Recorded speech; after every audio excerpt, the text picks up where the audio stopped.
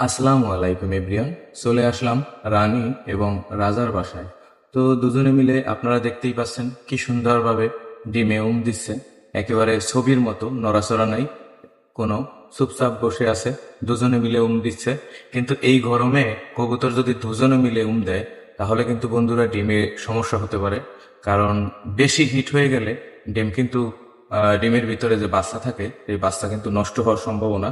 তাই এখন আমি রানীকে সরিয়ে দিব। রানীকে সরিয়ে দিলে ঘুমটা কম হবে।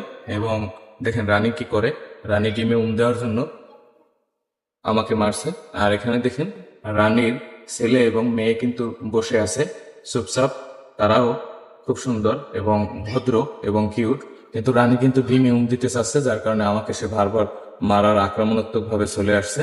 তো বন্ধুরা, ভালো লাগলে নিশ্চয়ই আমার এই চ্যানেলটিতে সাবস্ক্রাইব করে দিবেন এবং আমার ভিডিওগুলো দেখে আমার পাশে